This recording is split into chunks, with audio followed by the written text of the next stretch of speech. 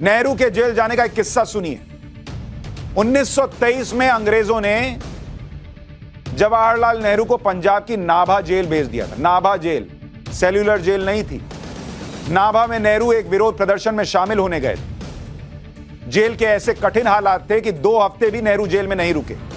नेहरू की रिहाई के लिए उनके पिता मोतीलाल नेहरू ने तत्कालीन वायसराय को चिट्ठी लिखी, नेहरू की रिहाई के लिए बॉन्ड साइन किया, यह शपथ दिलाई कि नेहरू कभी नाभा में कदम नहीं रखेंगे, नाभा में आएंगे ही नहीं, लिख के दे दिया बॉन्ड में। और 12 दिन में नेहरू की नाभा जेल से रिहाई हो गई। 12 दिन नाभा जेल। और वो जो सेल्यूलर जेल में 9 साल 10 महीने रहे, उन पर सवाल खड़े करने वाले लोग इन्हीं के आसपास से आते हैं। नेहरू ने अपनी किताब एन ऑटोबायोग्राफी में नाभा जेल के किस्से के बारे में खुद लिखा है। नेहरू जी ने लिखा कि मेरे पिता नाभा में मेरी गिरफ्तारी से बहुत परेशान थे। गिरफ्तारी की खबर से बेचैन होकर उन्होंने वायसराय को टेलीग्राम कर दिया। हम में से 3 लोग छूट गए, लेकिन एक चौथा व्यक्ति था जिसके बारे में मुझे कभी पता नहीं चल पाया कि उसका क्या हुआ। बहुत मुमकिन था कि वो जेल से ना छूटा, क्योंकि उसके कोई बड़ी जान पहचान नहीं और ताकतवर दोस्त नहीं। बड़ी जान पहचान, ताकतवर दोस्त के जरिए 12 दिन में जेल से बाहर आ जाने वाले लोगों के परिवार के लोग 9 साल 10 महीने सेल्यूलर जेल में जानवरों की तरह पीटे जाने, व्यवहार उनके साथ होता था, वो सब सहने वाले व्यक्ति से पूछते हैं कि तुमने माफीनामा क्यों लिख दिया।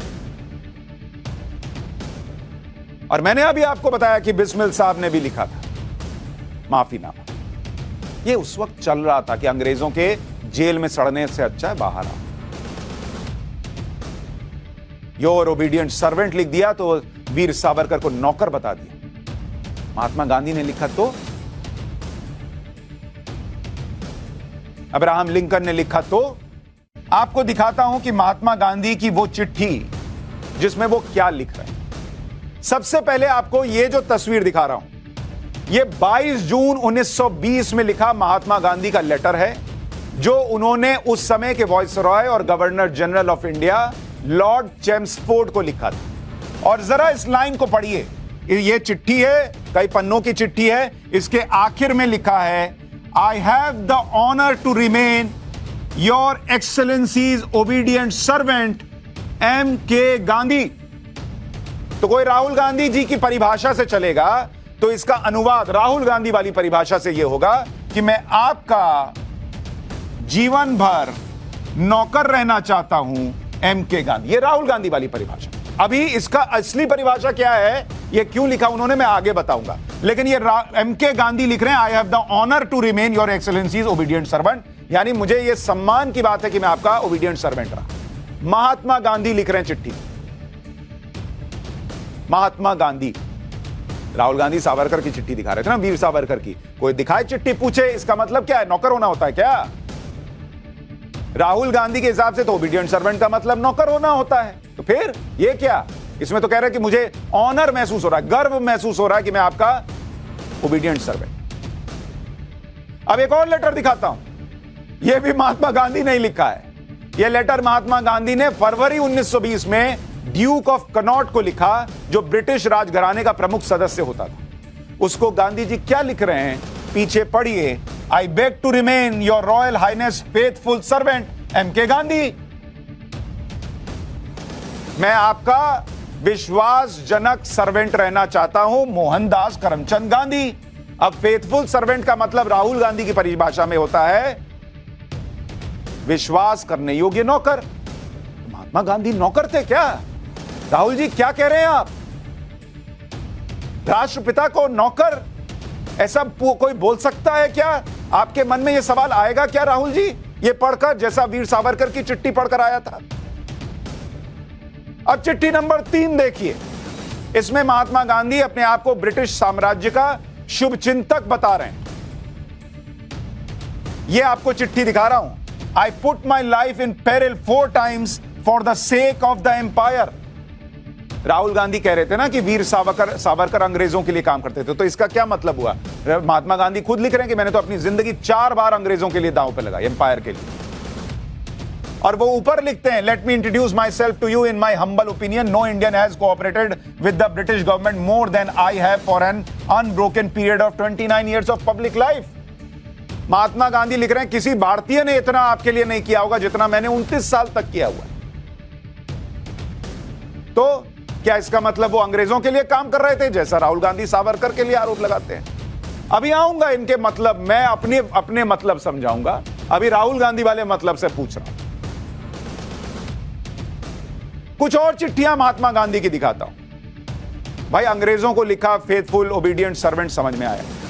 अब मैं आपको गांधी जी की एक और चिट्ठी दिखाता हूं। ये उन्होंने रूसी राइटर लियो टॉल्स्टॉय को लिखी है। 15 अगस्त 1910 को रूस के मशहूर लेखक विचारक लियो टॉल्स्टॉय को महात्मा गांधी ने चिट्ठी लिखी और अंतिम हिस्से में महात्मा गांधी जी ने लियो टॉल्स्टॉय के लिए लिखा, your faithful servant M K Gandhi. अंग्रेजों का तो छोड़िए, राहुल गांधी की परिभाषा के मुताबिक तो कोई पूछेगा कि क्या गांधी जी रूसी लेखक के भी सर्वेंट थे क्या, उनके भी नौकर थे क्या? राहुल गांधी जी की परिभाषा से तो प्रश्न यही उठेगा। लेकिन अभी मैं समझाऊंगा किसका मतलब क्या है। और इतना छोड़िए, अगर किसी का मन महात्मा गांधी की चिट्ठियां देखकर भी ना भरे, क्योंकि हम पाठशाला में बहुत डीप रिसर्च करके लाते हैं। अब आपको दिखाता हूं कि अकेले महात्मा गांधी अपने लेटर्स में योर फेथफुल सर्वेंट या ओबीडियंट सर्वेंट नहीं लिख रहे थे।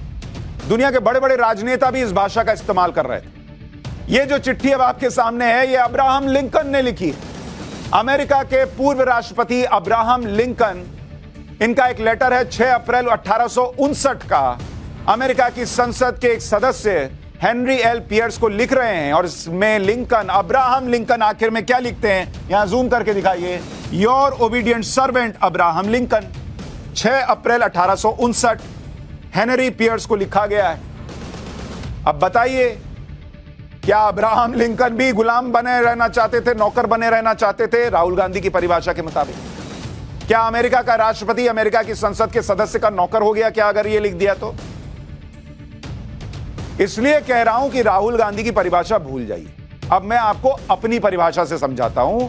ये जो लाइन आप पढ़ रहे हैं, your obedient servant Abraham Lincoln, your obedient servant M K Gandhi, your obedient servant Savarkar, दरअसल ये उस दौर की भाषा थी जिसे सामने वाले के सम्मान को बनाए रखते हुए इस तरह की शालीन भाषा में लिखा जाता था, इस्तेमाल किया जाता था। कितना भी विरोध हो, नाराजगी हो, लेकिन पत्र लिखते समय शालीनता और भाषा की मर्यादा को बनाकर रखा जाता। तो अगर वीर सावरकर के बारे में कुछ नहीं मिल रहा तो कम से कम रिसर्च तो ढंग से की लाइए, क्योंकि यहां तो महात्मा गांधी जी की चिट्ठियां कुछ और ही कह रही।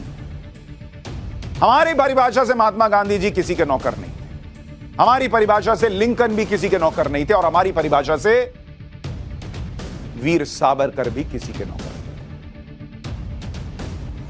अब आपको महात्मा गांधी जी का एक और लेटर दिखाता हूं जो उन्होंने ब्रिटिश हुकूमत को लिखा था। जरा इस लेटर के कुछ हिस्से पढ़िए।